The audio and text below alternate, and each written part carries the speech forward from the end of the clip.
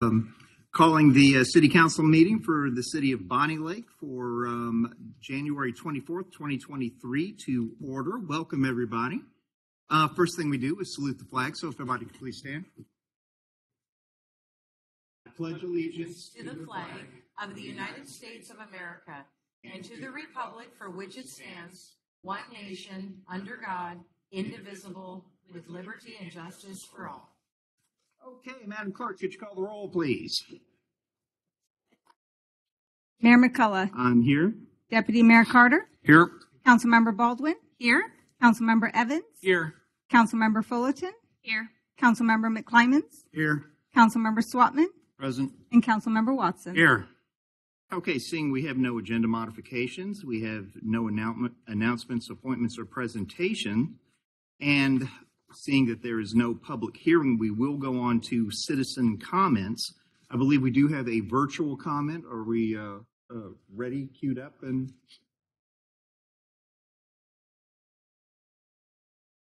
okay, everybody, this is your time to address the council on city business. You will have 5 minutes to speak if you do come up to the podium. State your name and address for the record when you do come up.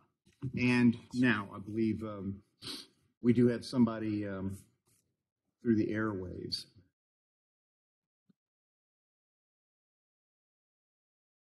Streaming or whatever that is.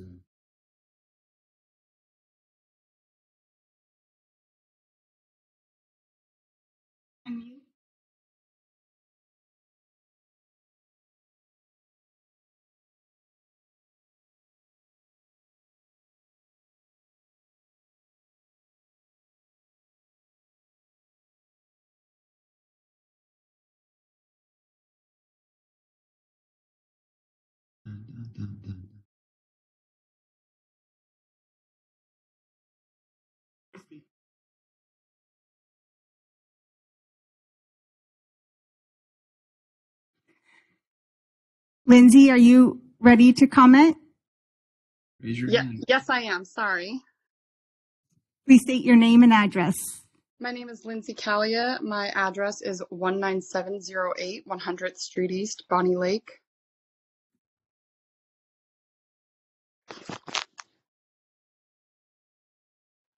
You have 5 minutes. Go ahead. Okay. I just wanted to say that I over 2 days after Christmas, we had an incident where a drunk driver came into our backyard. I live off of Brookside Drive, right behind Brookside Drive East. My backyard is right on the street. They destroyed my entire backyard. Including 3 fences that are all down and exposing our whole entire backyard to the street. It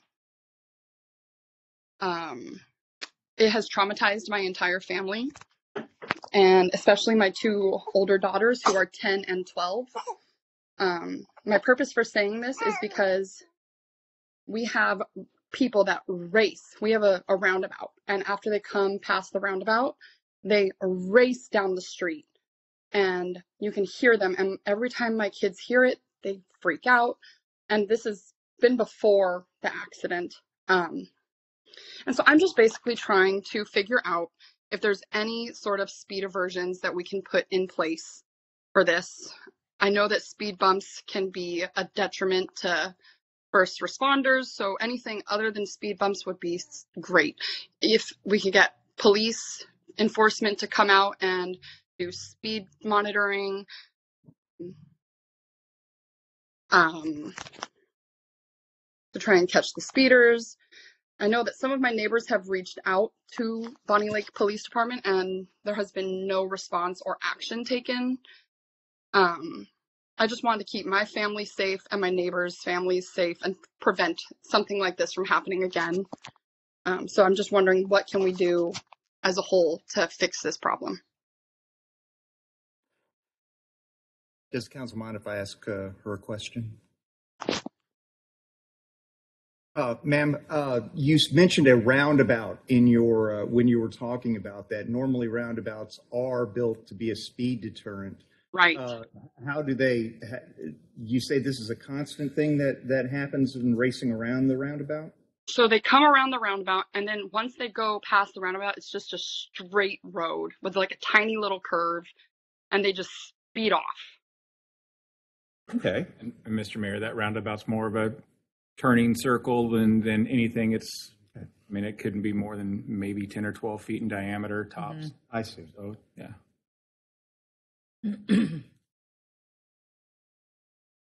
Well, okay, normally this is the reason why I asked the council whether I could ask you a question or not. Is normally this is not a question and answer session for us to respond to. Right. I do feel for your plight there. If you could send me and the council an email or a note about this, I'll look into it more to see what we can do about at least providing you with the best answer that we can give you right now. Okay. And again, I'm sorry for your plight. Okay. Do we have anybody else for the good of the order? Yeah. Andrea. My address is 807. Oops, that's not going to work. 807 62nd Street, Burn. And I've lived at that address for about 3.5 years now. And my average water bill is usually about $90. And this past August, I received a purple door hanger, which stated that water may be running at my house when they did the reading, or there may be a possible leak. My action at that time was I ran around. I knew I'd been in the shower between the time that the door hanger wasn't on my door and then was. I knew I'd been in the shower. And I looked around. There's no evidence of any leak anywhere under any fixture or around my house. So I assumed, well, I guess I was just in the shower. So I didn't think too much of it. On September 7th, I received a bill for $1,156. That was alarming. My action was I looked around for sure. Is there a leak somewhere that I didn't know about? You know, I looked under the house. I looked everywhere. I called the city and said, is this a mistake? Because, you know, this is crazy. Usually $90. And she said, you know, well, you probably have a leak in the ground. You know, you should call Simply Leak or, you know, somebody that can do a leak detection. I called plumbers out right away. I left work in the middle of the day because I thought, you know, maybe somebody could meet me out there and we could figure this out. Within 3 days, that next day, I did go under the house again. The first time I looked under, there's nothing. It's just dry as a bone. There's plastic. There's a vapor barrier, and it's dry, dry, dry. Well, when I pulled back the vapor barrier, I could see there was some water pooling up and going directly into the storm drain. So it's way at the edge of my house. And I had my dad drive down and we worked on fixing it. We called the plumber. Within 2 days, the whole thing was fixed. The plumber ended up digging around the outside of the foundation. The leak was in a copper pipe that was near the foundations, the water main to the house. And the house is about 18 years old. And I think just the plumber had thought, you know, maybe it's just the settling of the house over time that had caused this tiny little hole to create this leak. So fixed it right away, no problem. Within 2 days of, 3 days of getting that bill, it was completely fixed. I do take a lot of pride in taking care of my house. I own my house myself, and I get my roof fixed. I take care of it. You know, I really do work on maintenance. 2 months later, and I also filed for a leak adjustment at that time, sent the appropriate documents, and 2 months later, I got a bill for $9,996. And these bills are extra high because they reflect my extra usage, I've been told by the billing department. When you use more water, they charge you more. So that was frustrating because I'm not using it. It's just going straight into the storm drain. And I got a notice at the end of December that there would be absolutely no leak adjustment for this situation. This just seems really unreasonable to me. It's a big hardship. The $10,000 I think would be a lot for anybody.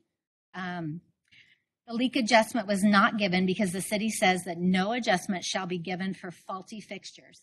And they give the example of leaky toilets. This was definitely not a leaky toilet. This is the water main right under the edge of my foundation. There is no way, unless you go under the house or dig a hole, you were ever going to find this leak. So I wasn't, deferring maintenance. I wasn't doing something to cause this in any way. The city claims that they did detect the leak, and that's one of the reasons they said that they couldn't give me the leak adjustment. They did detect the leak and notified me. This was that door hanger. I think it's a little insufficient. I think it's quite insufficient. If they knew I was using 24 and then 100 times the amount of water I normally use, I would hope that it would say something a little more direct about that. Am I out of time? So, thank you. I hope that you could work on see to it to give me an adjustment. I know that this isn't meant to be a punishment, but I do feel like this penalty is really significant and really, really difficult. Well, thank you, Ms. Unger. I remember your email, and I remember at least referring you to to Stephanie about it. Have you spoken with her? Yeah. She offered me a payment plan, Okay. but that's a full payment. All right. Sherry Ryerson has suggested calling your insurance company, and they have said that it's not a claim, that they don't cover that. Okay. There's really no help for me. All right. Okay. Is there anybody else for the good of the order?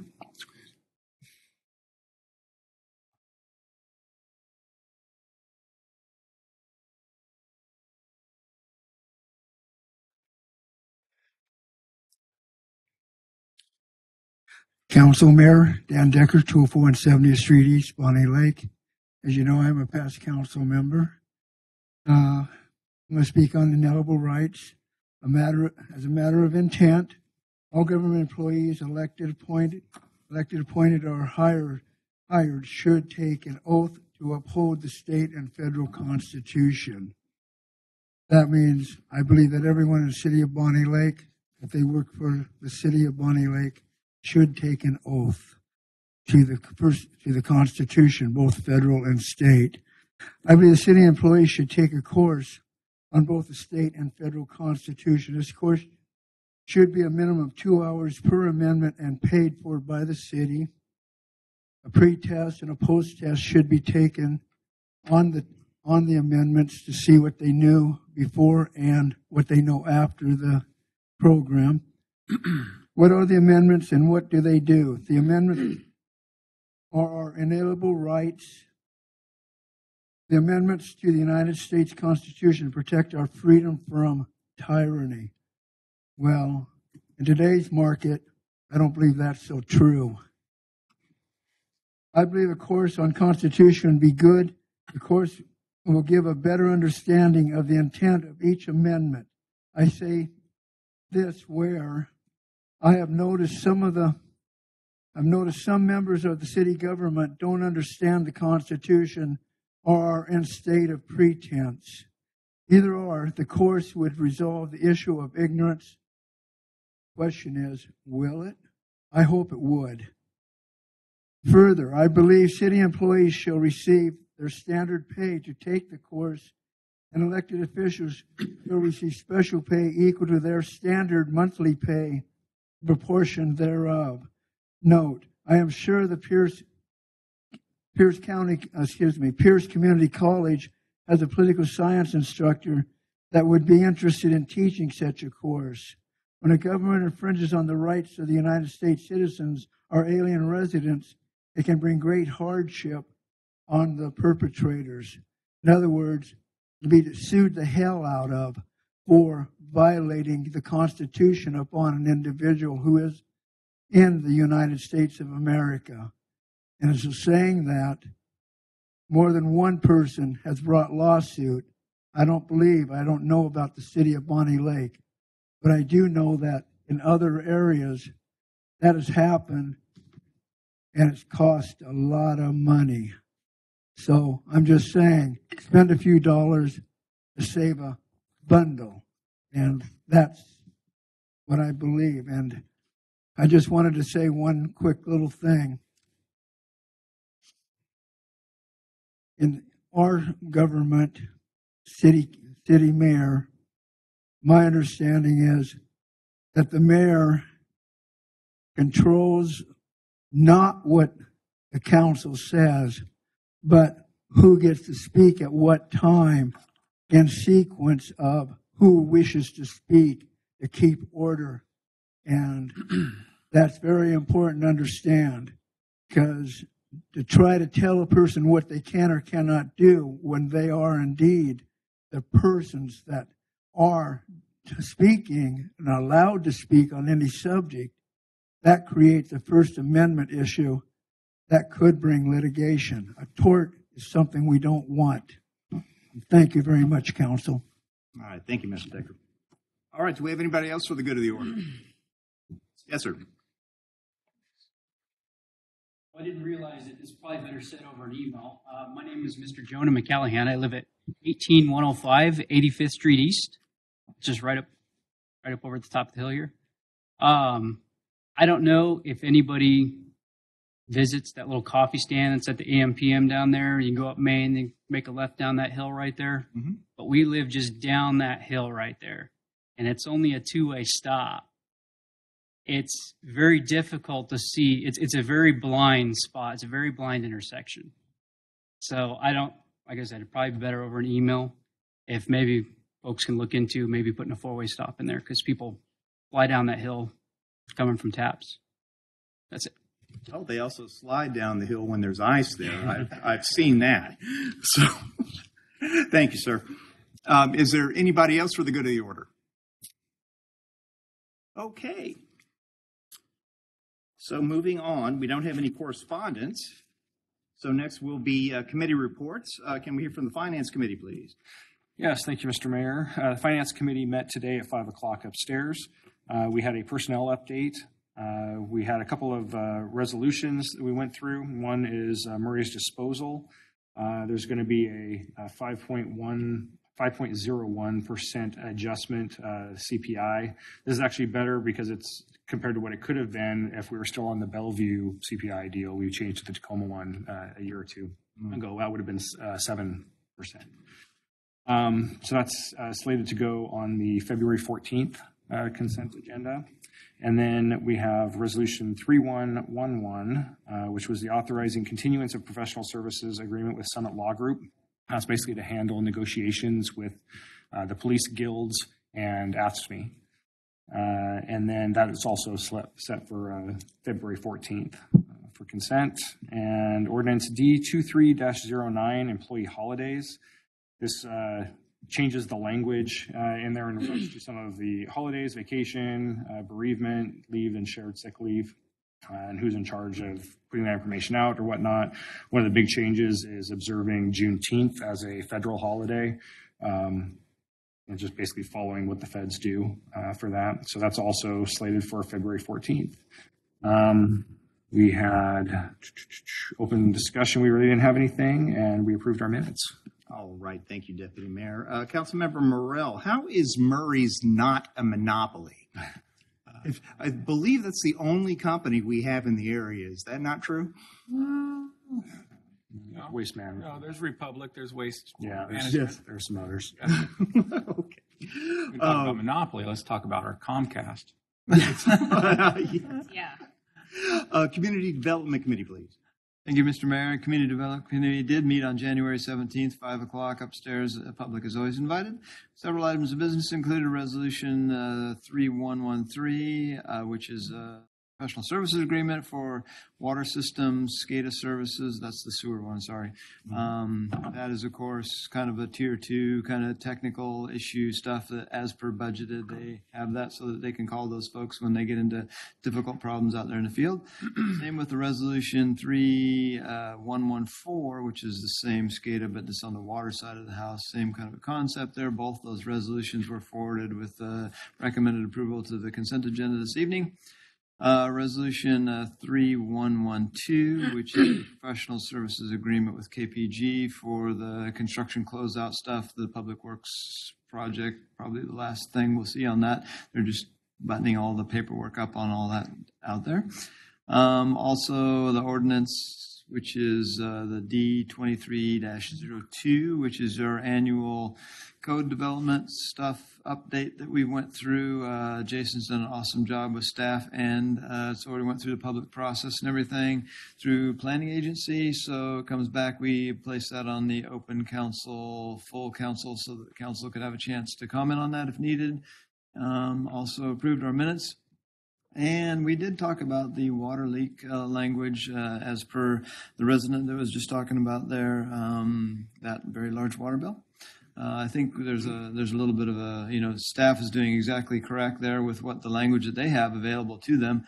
But I think that it's unreasonable to assume that an individual that gets a $10,000 water bill should be on the hook, really, unless there's some extraordinary circumstances there. I think there's always a couple of circumstances that come up, and I think I'd like to see the council address that to see if we can figure out a way to help that out if need be. We had I had a very short discussion at CDC about it. The staff gave us some information across water purveyors that do it, and unfortunately, everybody does it a little bit differently. But we can talk about that if need be. I don't know if we can possibly, if the full council is interested on getting that at the next workshop, or whether the council wants the CDC to continue to look at that language there. So I guess the deputy mayor would make the call on whichever way that they want to go with that. Well, for my 2 cents, the mayor's definitely interested in that. I don't know how much influence that would have. I'm guessing we all are interested in that. I would be comfortable with bringing it back to workshop. Yeah, that'd be great. I would support that definitely, because again, I think it's something. There's always those little niche circumstances that happen, and a lot of details behind. They're all individuals. So. Oh, absolutely. Individual problem can't be covered by a blanket. I know, right? Yeah, So we'll see. exactly. All right. Well, thank you, Councilmember Swatman. Can we hear from the Public Safety Committee, please? Absolutely. Public Safety meeting will be meeting on February 14th at 3:30. So please do your best to wear red or pink or something with a heart, because we will be celebrating Valentine's Day in a very safe manner. Well, I have no heart, so I will wear either red or pink. All right. Yeah. February 14th will be our next meeting at 3:30 p.m. upstairs on the second floor. Please join us if you can. Thank you, Councilmember Evans. All right. I don't see any other reports, so let's move on to the consent agenda. Is there a motion to adopt the consent agenda? So moved. Second. All right. I missed you, Councilmember Watson, on that. You missed the rhythm. I missed being here too. Thank you. Okay. All in favor of adopting the consent agenda, say aye. Aye. All opposed? Okay. Let the record reflect that the consent agenda has been adopted. And it seems that we do have a community development issue. I believe that Councilmember Swatman just mentioned that. Item A, Madam Clerk, could you read that, please? This is AB 2302, Ordinance D 2302. The council motion would be to amend the development code chapters of the Bonnie Lake Municipal Code. So moved. Second. Do we have any discussion on the matter? Are you going to tell us something about this, or I mean, I can give a real high-level overview if the council would like. maybe just a little brief? So this is part of our kind of an annual process that we started back in 2020. We did miss a year because of COVID, where we go through the development code and make changes based on changes in state law, provisions that we've been implementing for a few years that aren't working, so we need to adjust them to make them work better, or old code language that has never been updated. So it's kind of a house-cleaning measure. Also, there's sections that were sponsored by different council members. So, for example, Councilmember Evans requested that we change the way we look at chickens and how they're housed. So that provision's in there. There's also an amendment put forth by Councilmember Baldwin regarding religious institutional uses in Midtown, which we've incorporated to that. So that's the other kind of part of this. So there's a table that's attached starting on page 119 of the packet that lists all the amendments and kind of the justification for them, and we can answer any questions. Before I do close, in conversation with the city attorney this afternoon, she's recommending that we change the title to reflect the individual code sections we're amending. So if the council's okay with that and it does pass tonight, we would, for lack of a better word, be adjusting the title. So we're just reflecting all of the sections that we're amending, but not changing any of the language in the ordinance. Yeah, thank you, Ms. Robertson. It's very prudent. And thank you, Mr. Sullivan. That was indeed brief. I waved my hands over it. Okay, any further discussion on the matter? Any comments on what Mr. Sullivan had to tell us? Okay, seeing none, let's move to a vote. So, on the issue of AB 2302, Ordinance D 2302, an ordinance of the City Council of the City of Bonnie Lake, Pierce County, Washington, amending the Development Code chapters of the Bonnie Lake Municipal Code. All in favor, say aye. Aye. All opposed? Very good. It has been adopted.